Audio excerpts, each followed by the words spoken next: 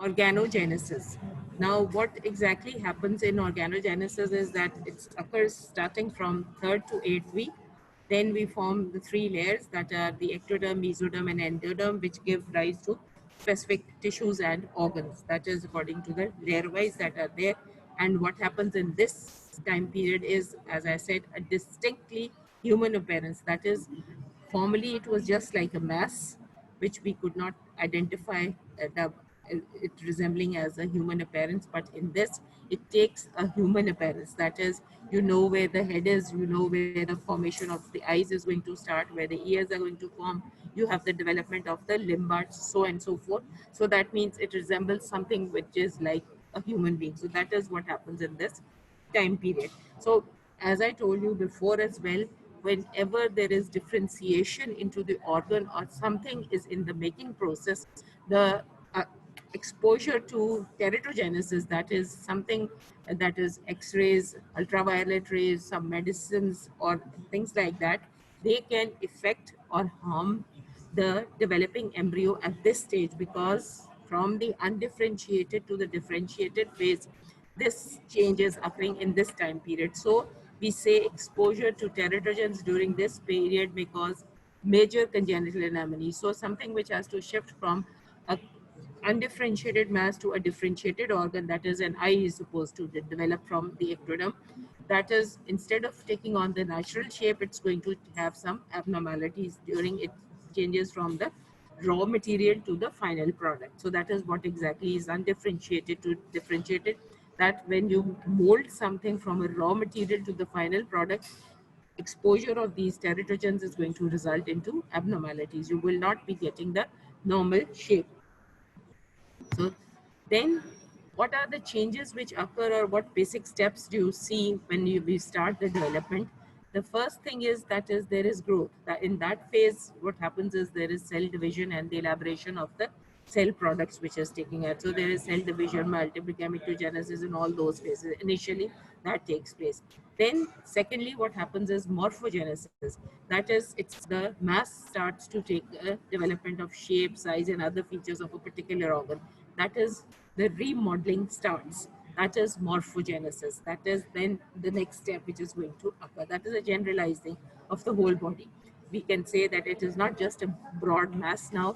It has started, you have started to carve it, and the carving has taken the mass as a certain definite shape. Then the third phase is your typical differentiation, which is going to occur in this. That differentiation is that something which was just mesoderm, we say now this is not plain mesoderm, it is going to form bone, it is going to go start forming the muscle, it is going to start forming the blood vessels. So all that is differentiation.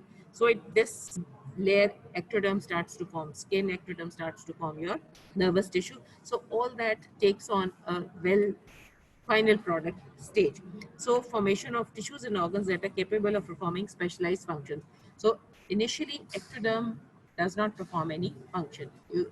When it becomes a typical nervous system, it becomes skin, it becomes any other organ that is going to perform its function. So we make it sure that organ is going to now be functional because it has changed or reached its final product, and that it can be active now. So that is what is going to happen in differentiation.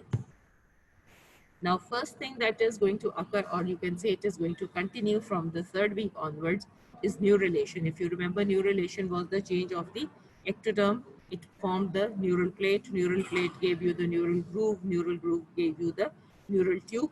Then the tube closed. It formed open anteriorly and posteriorly as the neuropores, which were in communication with the amniotic cavity. And this then closes approximately anteriorly by the 25th day and posteriorly by the 28th day. Then neurulation is complete.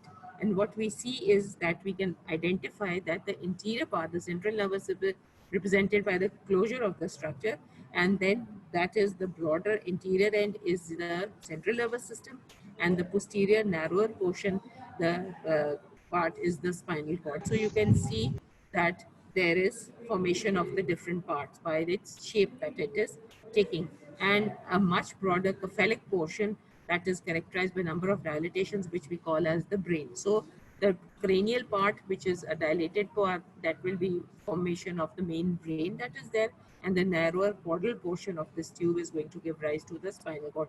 So neurulation is complete, and it has set them into the final track that this part is going to form spinal cord and this part is going to form the brain vesicles. So again, I told you neural tube defects. So these neural tube defects are going to occur at this stage if some malformation results, and that is because of exposure to the teratogens. So this is what we call as neural tube defect. We said anteriorly where you are going to have the region of the brain, that is the brain vesicles, that is in the cranial region. What all can happen is either incomplete division, or even it can be anencephaly, that is no brain is developed. And in the cervical region, caudally down, then that is going to have anomalies in the spinal cord. So one I told you, the most common one is spina bifida, which occurs at roughly the lumbosacral region. So these defects are common. So that was neurulation, continues in the next week as well.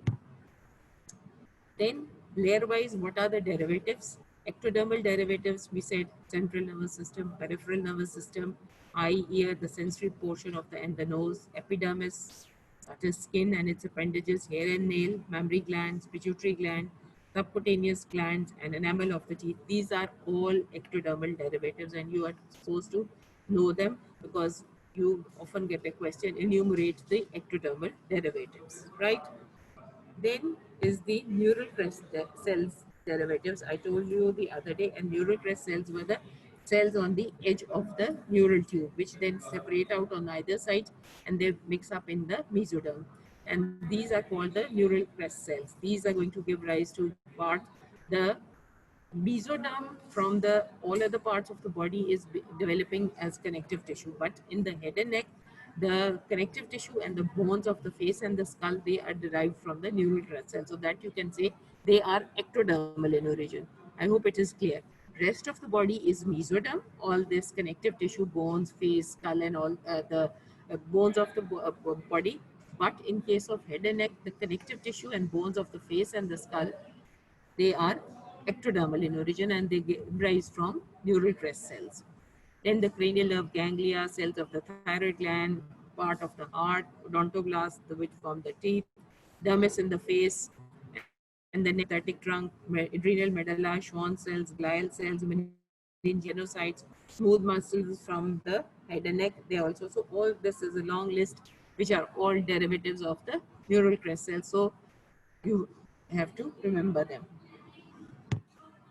Next is when this neurulation is occurring, what other things that you see is, because we are going to make the mass as a typical human appearance. In this, now this time, the tube is closed on the sides. You see some two ectodermal thickenings on the outside. One is called the otic placode and the other is called the lens placode. Otic placode is basically on the sides. That is where the final ears are going to develop. And lens placode is in front. That is what is going to give rise to your lens vesicle, right? So these are the, so you can say the foundation stones of your ear and eye is otic placodes and the lens placode, which are going to start forming in this area. Let me show you this picture. If you see this next picture, you can see that the neurulation has occurred. You can see the otic placode, and then you can see the lens placode anteriorly. And you can see that the embryo now in this stage is resembling much like a normal human being. You can see that there are certain amounts of limbs are going to develop, and there is curvature, eye, ear. So it resembles something like the worm, human being. So you have the development of the otic placode, that is where your ears are going to finally develop, and your lens placode. Placode is something what we call as a thickening of that area, a small mass, a nodular structure, which starts the or lays the foundation stone of the building that has to start. And in this, the building is the ear and the eye. Okay. So they so these are ectodermal in origin. During further development, the otic placodes invaginate.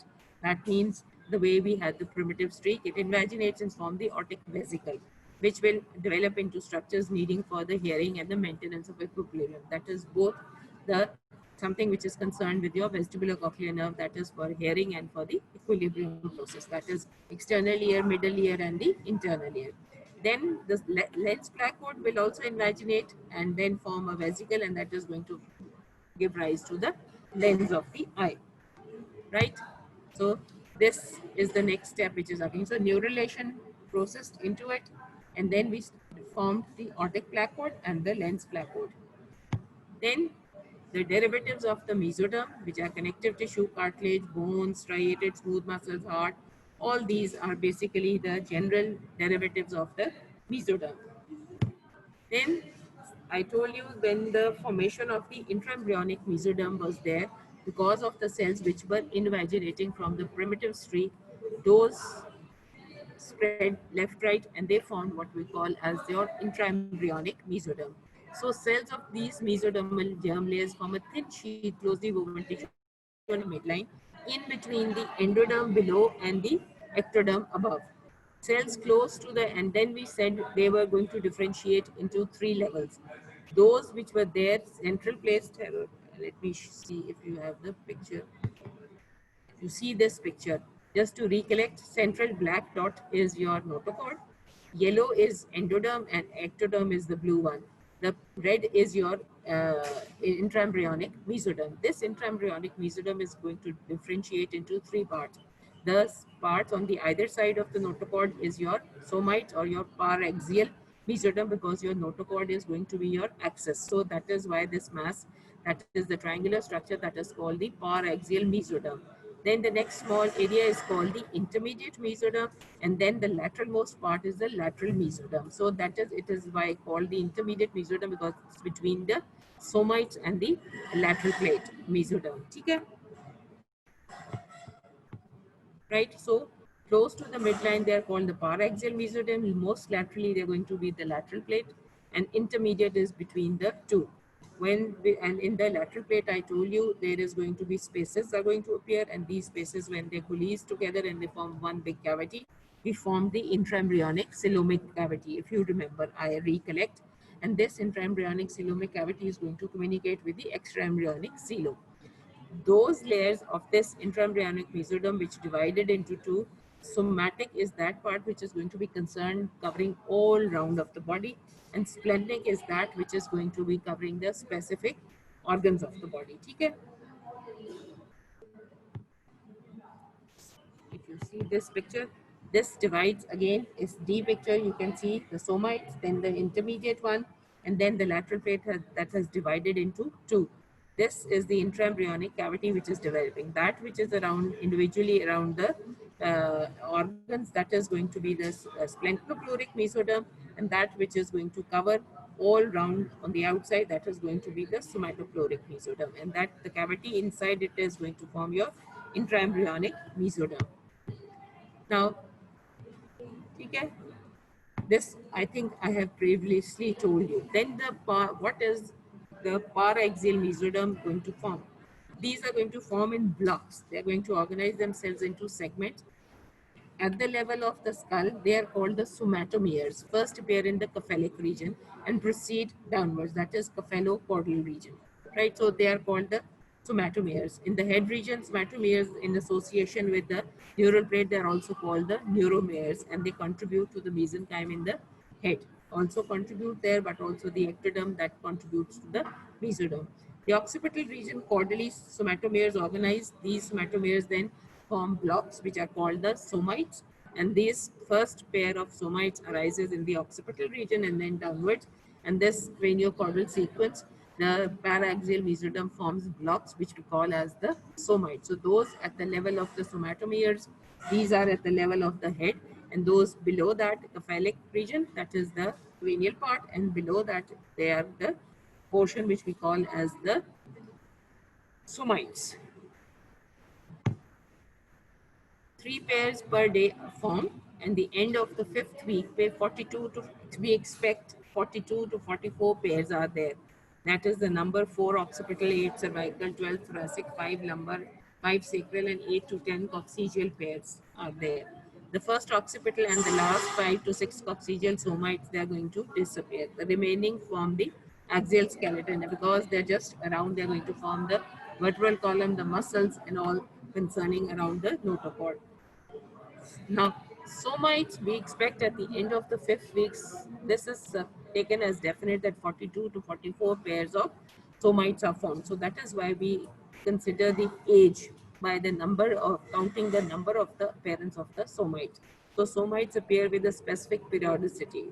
The age of an embryo can be accurately determined during this early time period by counting the somites, right? So because it is known that a fixed number of somites are going to appear in such and such time period. So but if the somite number is around 42 to 44, we say it's roughly the fifth week of development that is there. So that is the significance of this and somite appearance, and also that they are going to form ultimately the connective tissue or the vertebral column on the sides of the notochord. You see this? That shows you the intraembryonic mesoderm, which is dividing into its definite parts. That again is the central neural tube, the notochord. That is the somites on the sides and the intermediate mesoderm, and then the lateral plate mesoderm, which has divided into a visceral and the parietal layer. If you can see in this picture, that's an original picture. Then there is going to be the somite differentiation. What exactly are the somites going to form? The different parts that are going to form. One is going to be the dermatome, then it's going to be the sclerotome, and then it's going to form the muscle. These are the three things which are going to form from them. Now, the ventral, if you see the ventral and the medial walls of the somite, if you see this, the ventral, that is this side is where you have the notochord is your ventral side, and that on the outer side is your dorsal surface, right? That is the ventral surface, that is where the scattered mass is there towards the notochord, that, and the medial side, that is something which is near to your neural tube. We're talking about that. The ventral and medial walls of the somite, they shift their position to surround the neural tube and notochord. These form sclerotome, and which is going to form the vertebra and the ribs. If you see this, the sclerotome, so this whole brown plus white, this mass is your somite. The ventral portion and the medial portion, that is going to spread out and form the sclerotome, which is ultimately going to form the vertebra and the ribs. That is what we are talking about. Then cells at the dorsomedial and ventrolateral are, if you see this, this is the dorsomedial, that is these two brown ends. The dorsomedial is near towards the, that is on the dorsal side, that is on the upper surface of the body. That is the dorso, and this is the medial end, and this is the ventral and the lateral, and these two ends are going to form your muscles. They are going to form your myotomes, right? These are the parts of the somites which are going to divide into different things. The ventral and the medial is going to form sclerotome, spreads around the notochord, that is the neural tube, and is going to form the vertebra and the ribs. Then the ventrolateral and the dorsomedial muscles, they are going to form the muscle mass. Upper region of the somite form the precursors of the muscle cells. You said because it is all mesoderm, and mesoderm is going to form your bones and the muscles. Cells between these two groups form the dermatome. Now you see this picture in this, in between this white mass, the diagram, that is the dermatome. And when you say dermatome, it means the skin which is there. This is going to form the dermatome. Cells from both muscle precursors groups migrate beneath the dermatome to create the dermomyotome. That means giving rise to the dermis plus some muscles which are there. So they're also going to spread out. Dermatome is going to form the skin, and then these dermomyotomes, they are going to form partly the muscles and partly the skin around it from both these groups. So that is what we develop from the somites, that is sclerotome, dermatome, and dermomyotome. We can show you this picture. This was the initial. The first A is the initial picture of the somite.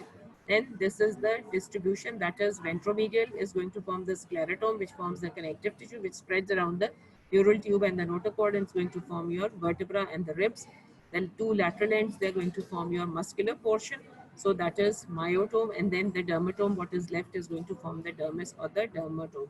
So if you see this picture, the last one, you can see that the sclerotome, the dermatome, that is going to form the skin portion, the dermis, and then myotome, that is going to form the muscular portion. So that is how the somite is going to differentiate into different components, which is all mesoderm. Mesoderm is going to form all these components, right? Then cells from the ventrolateral ends migrate into the parietal layer of the lateral plate mesoderm to form. Now, what area muscles these are going to form? The ventrolateral of the end of the myotome that is going to form the musculature of the body wall external. That means you can say anterolateral part of the body wall, muscles of the anterior and the lateral part of the body wall, and most of the limb muscles. So that is what we are talking about, is this lateral end. These ventrolateral muscles, they are going to form the muscles of the anterior wall, the lateral wall of the muscles, and the limbs that are going to be contributed by the ventrolateral muscles. Those which are there, cells in the dermomyotome ultimately form dermis of the skin of the back and muscles for the back. That means because they are going to form your dermomyotomes, then muscles in the back of the body. That is going to be formed by these dermomyotomes. That is also body wall, intercostal muscles, and some limb muscles as well. So your they have basically divided the formation of the muscles into three compartments. One is anterolateral, your limbs, and your dorsal aspect.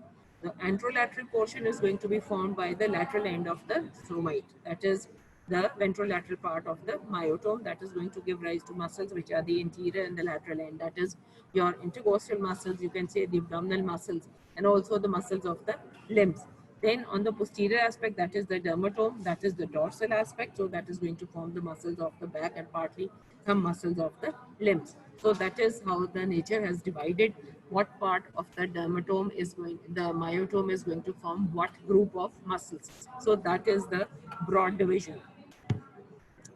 Then now one principle is there that whatever nerve supply is supplying a certain area of the developing fetus, that is going to retain itself. That means if it forms, supposing from a position A, there it was, that mass was being supplied by nerve number one. This mass, when it is going to migrate till your tip of your fingers in the hand, this is going to take that nerve supply from this very site to its final destination and the dermatomes. So that is a basic principle. The blood supply of its origin and the nerve supply of its origin is going to be the same from its starting point, and it's going to go till the end where it's going to form its differentiated features. So it doesn't matter whether it's miles apart or it's just in the next door neighborhood. It's going to take along its blood supply, so that with the help of this feature, you know that this, because this part of the somite has this nerve supply, so its derivative, it was giving rise to this part or the tip of your fingers. So that is how you know from where this certain part has originated, because your blood supply and the nerve supply is going to be the same as the origin. So you put two and two together and you know that the origin is from this part. So myotome and dermatome retains its innervation from its segment of origin no matter where the cells migrate. That is what I told you, right? So if they start from the ventrolateral end, they go to the anterior and the lateral, maybe to the limbs, to the tip of the limbs. There again, the nerve supply is going to go along with the muscles, because those muscles which are coming from this ventrolateral aspect all are going to be supplied by the same nerve fibers. That is what exactly it means. Each somite forms its own sclerotome, the tendon, cartilage, bone, all that is formed by the sclerotome, somite, its own, that is a complete structure. Its own myotome, providing the segmental muscle component, and its own dermatome. That means each segment has its own part which is going to form your bones, its own part which is going to have its cartilage.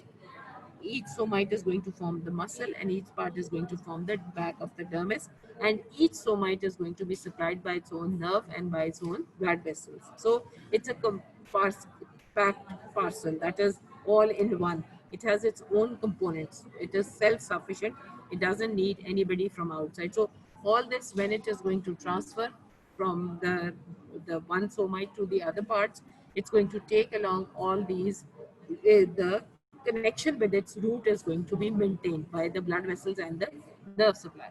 I hope that is clear. Has its own segmental nerve component. That is important. The nerve component, that one somite is going to have its own nerve. So wherever the derivatives of the sclerotome, myotome, and dermatome are going to go, they are going to take the same nerve supply of that original somite. I hope that point is clear. Then what was the formation of the intermediate mesoderm temporally connects paraxial with the lateral plate, and this gives rise to urogenital system, that is the kidney and all, and then the genitalia. that is going to give rise to that part. So intermediate mesoderm is going to give rise to those parts. Then is the lateral plate mesoderm. This lateral plate mesoderm splits into parietal and visceral, which we've already talked, and we form the intraembryonic cavity. And these intraembryonic cavities are then going to form we said a horseshoe shaped cavity, large one. This is going to, when there is folding of the embryo, this is going to form the different cavities, that is the peritoneal, pleural, and the pericardial cavities, which are formed. And the lining is also formed by this membrane, which are there. So you form somatic and splenopleuric, and then you form an intraembryonic cavity. This intraembryonic cavity, when there is folding, is going to unite together. They form a inverted horseshoe-shaped cavity. There is a communication, and when this folds, it takes on its position, which is giving rise to the cavities of the lungs, the heart, and the abdominal viscera. So that is, it forms all those serous cavities. So if you see this picture, this is forming the parietal layer, and then you have your cavity which is spreading out.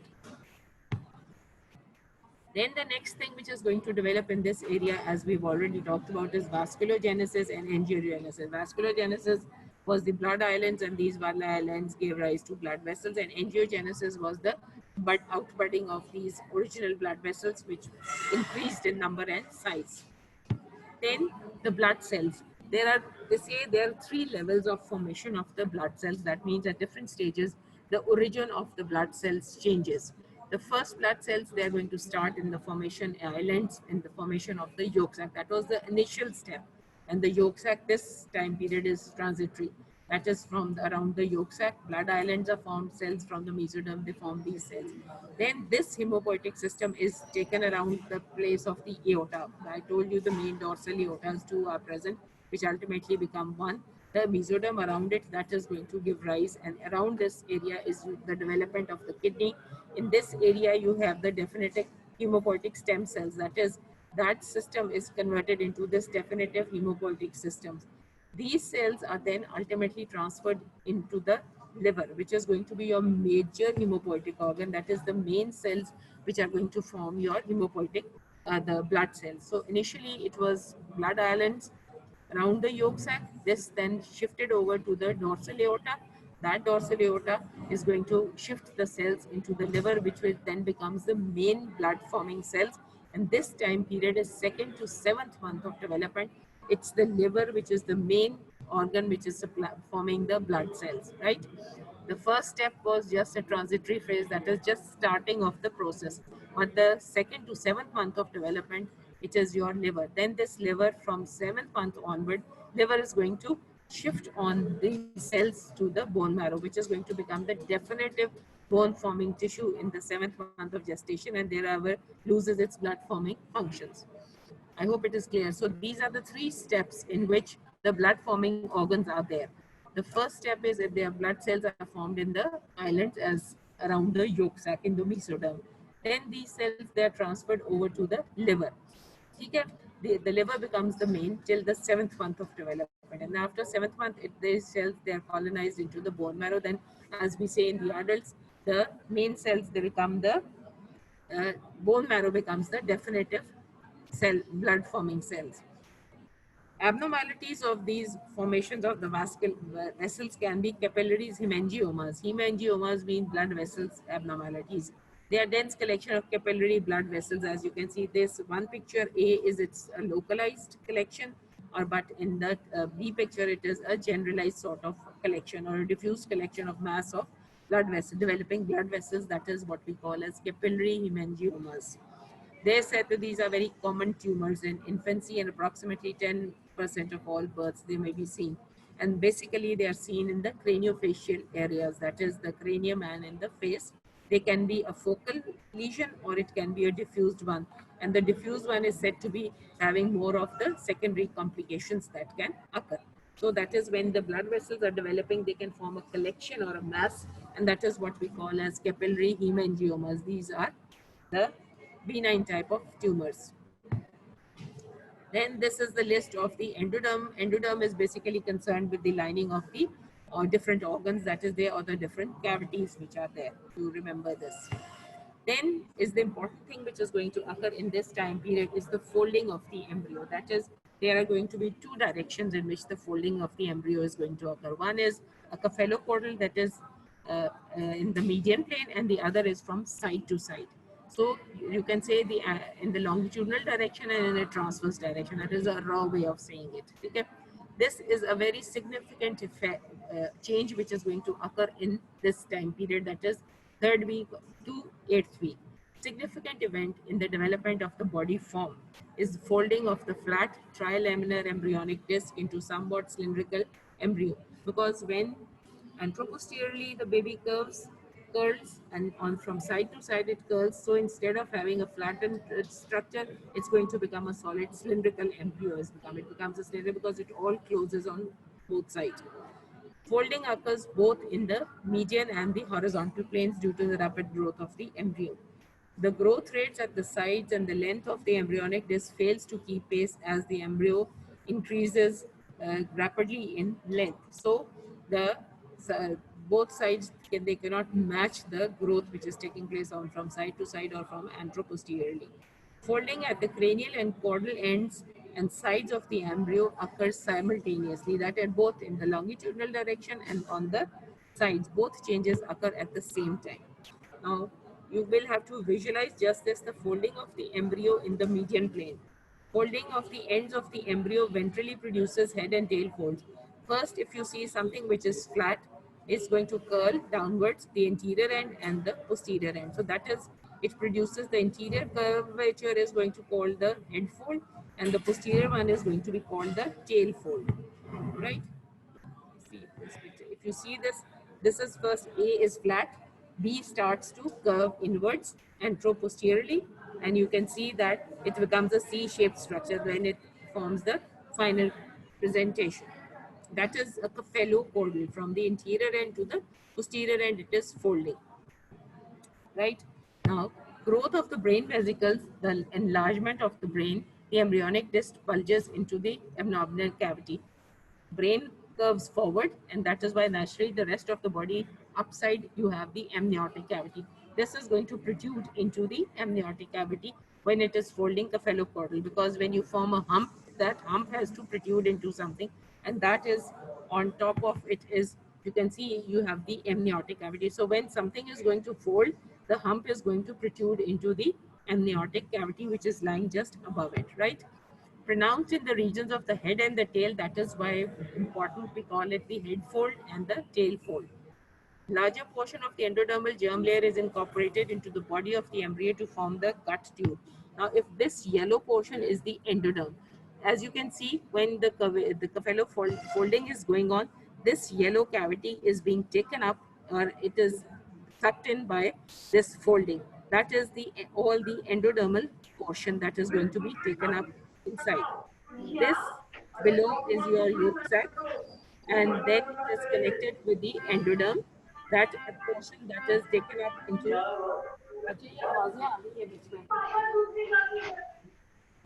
this is then going to be taken in by the embryo, growing embryo, and this yellow portion is going to become the gastrointestinal tract, and it's going to be connected by the yolk sac. Right?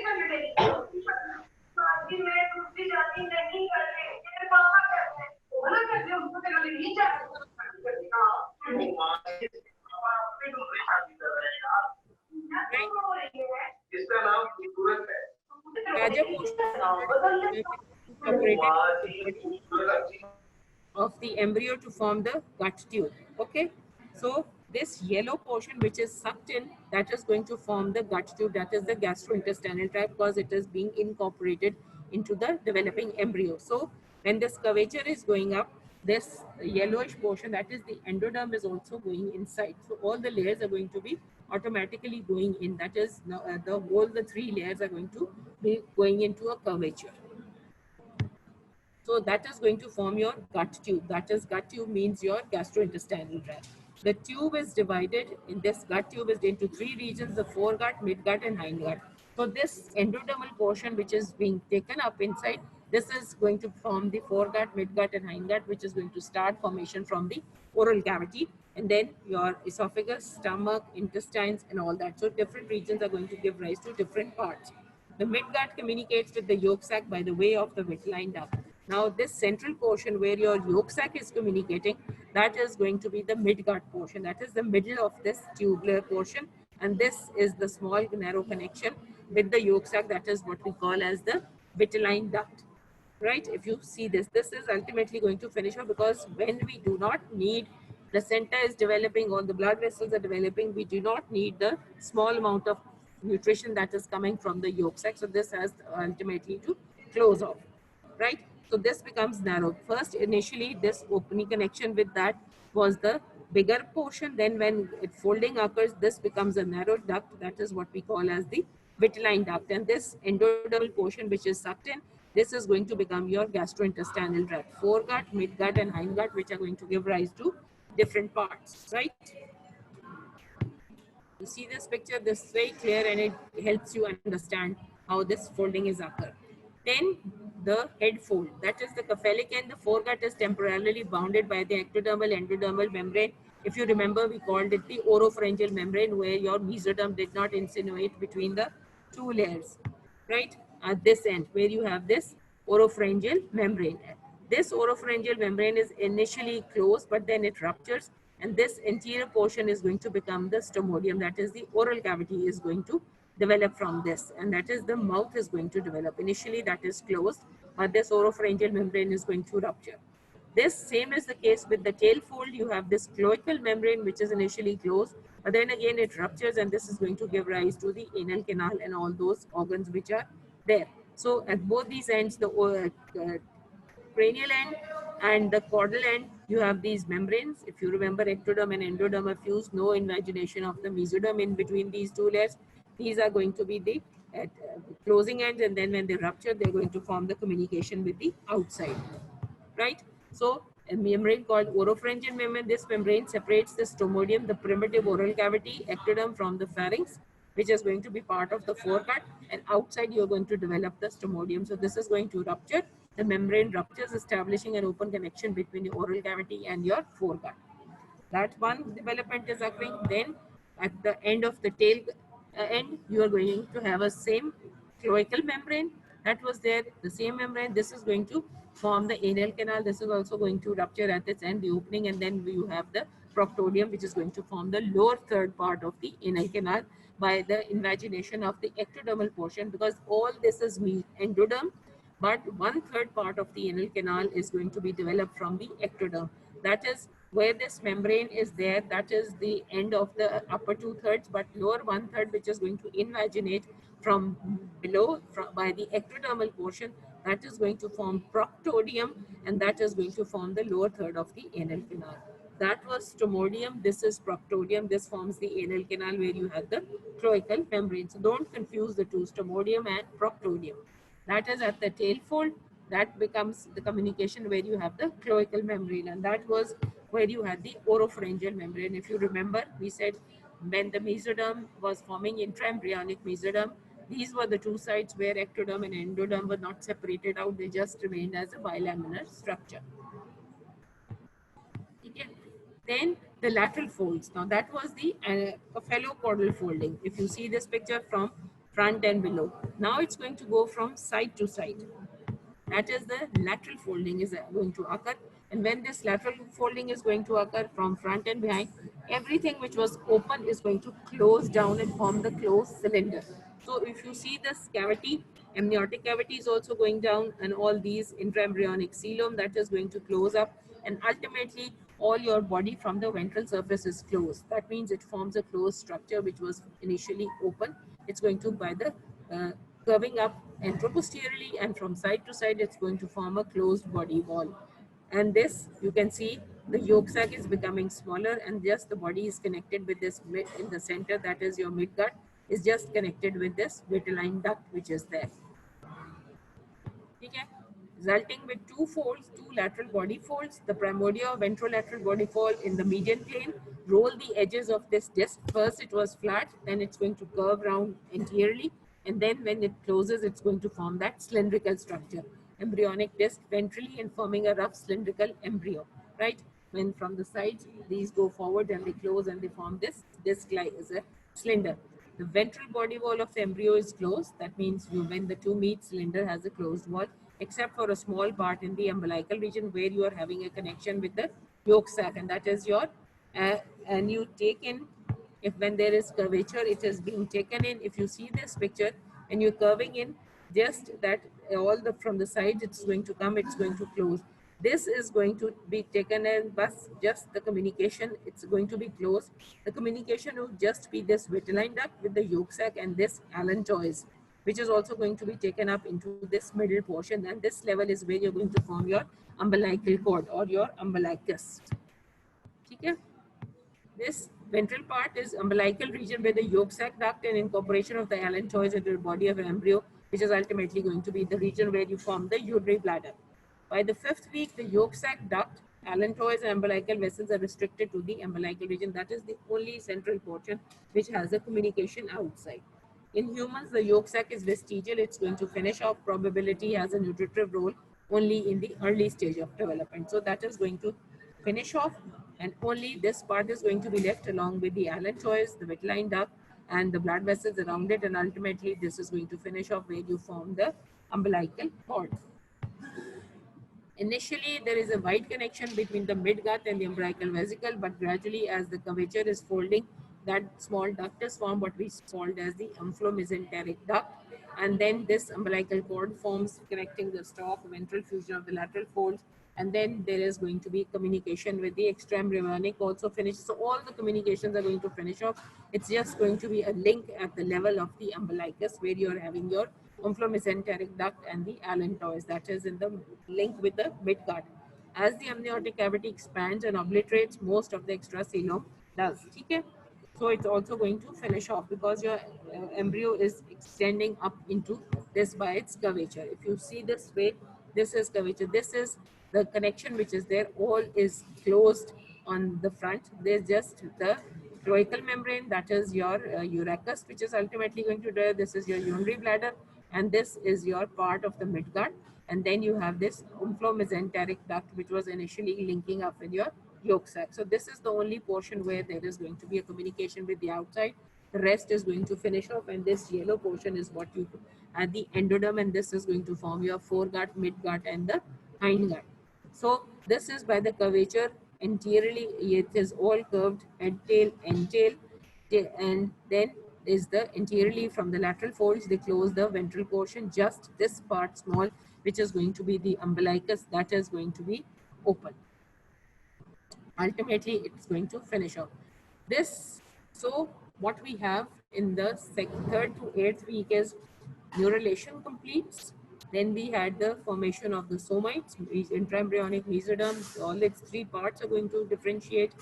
Then we had the important thing that is going to occur is the formation of the blood vessels, definitive blood vessels, and ultimately the cephalocaudal and the side-to-side folding, which is going to occur and give it its definite shape. Everything is not going to be in the flat disc-like program. It has to form a cylindrical shape. That is a typical human being-like structure has to form. So that is the important thing which occurs, and that is your cephalocaudal folding. The end of the 4th week, the embryo has approximately 28 somites. That is how we identify the time period, how old the embryo is.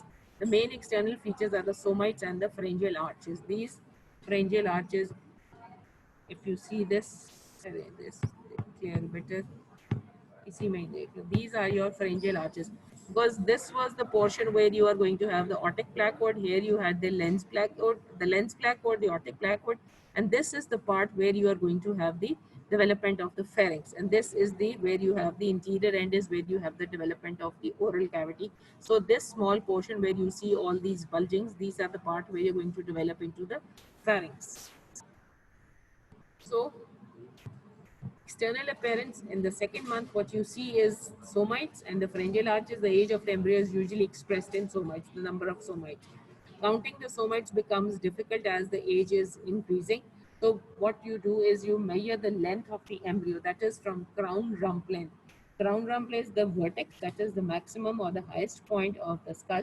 From that level to the area behind, which is going around the curvature, that is your between the two buttocks, the tip that is there. That is what you call as crown rump length, and it is expressed in millimeters. That also is definite for definite time period. So with that, you assess how much old the baby is. That is by the crown rump length, what we also call the CR length. CR length is the measurement from the vertex of the skull, the highest point, to the midpoint between the apices of the buttocks. Differences are greatest before the end of the first 4 weeks of development, less by the end of the embryonic period, because nearly everything goes at the same pace, provided no abnormality is there. Then, in the second one, the external appearance of the embryo has changed by an increase in the head size. Formation of the limbs can be seen, face, ears, nose, and eyes, all differentiations occur. Fifth week, that was around fourth week. Fifth week, you see the development of the limb buds. Four limbs, that is the upper limb, hind limb buds appear as paddle-shaped buds. If you see this picture, these are the upper ones are the forelimb buds, and lower ones are the lower limb buds. Then forelimbs located dorsal, and they are going to be supplied at that level. The spinal cord is going to be enlarged and it's going to form this brachial plexus. And hind limb, that is the lumbar and upper sacral ledger, where it is going to form the lumbar plexus. So the spinal cord would be the enlargement, and it's going to give rise to the nerve supply. So by fifth week, the forelimbs and the hind limbs, they are going to show you the appearance. And in the second month, you have the change external appearance or the change by increase in head size. Limbs are starting to form, and the face, ear, nose, and all those placoids which we are going to form, and the pharyngeal apparatus is going to appear. So all these things start to appear at this phase. That is why we call it organogenesis or embryogenesis. You see this? This is the picture that is going to occur. The somites are there. You can count it. If you want to count this crown rump length, you go from the tip of the head of the embryo till this buttock portion in the back. That is, you are going to then measure the length, and that is all how you can assess the age. Then what can be the birth defects? These birth defects, because we said this is the time period which is most critical. So, and this is anything which is exposed, mal exposure can cause birth defects, because from the normal mass to the final mass, we are going at this stage, because after that, it's only increase in size of the differentiated organs that is going to take place, or slight more molding is going to occur, but the final product shape has been given, and it is just to modify more. So birth defects, major organs and organ systems are formed during the third to the eighth week. So that is the most critical time period for normal development, is therefore called the period of organogenesis or embryogenesis, is the most critical time period. Stem cell populations are establishing each of the organ primordia, that is the foundation stone of each system is being laid down, sensitive to insult from genetic and environmental influences. Third to eighth week is the time when most gross structural birth defects are induced. So any problem at this time, whether it is genetic or environmental, it is at that time the anomalies start to form. The mother may not be, this is very critical time, because the mother may not be knowing that she is carrying a baby, and she might not be taking care. And so at this time, the baby is more vulnerable to all sorts of exposure when the mother is not in does not know that she is carrying a baby. So this is very critical at that time, because this is a very initial time period, roughly 2 months, and then the abnormalities results. That was the time period third to the eighth week. So the important thing is the folding which is going to occur at this time period, and of course the organogenesis of each organs which is going to be there. They are the somites with which you can count the height, the size, or the crown rump length can be measured. So, and this is the critical time when all the organs are being formed. So birth defects, the chances of birth defects are high, because of the exposure from the undifferentiated to the differentiated thing. So at this stage, it's going to take, the embryo is going to take a human shape, partly a human shape, and all the organs are going to appear, so that you know that this is not just a mass, it is a developing embryo. Okay, so thank you. I hope you're giving it a reading along with it, so that you can follow and you can understand it. Okay, thank you.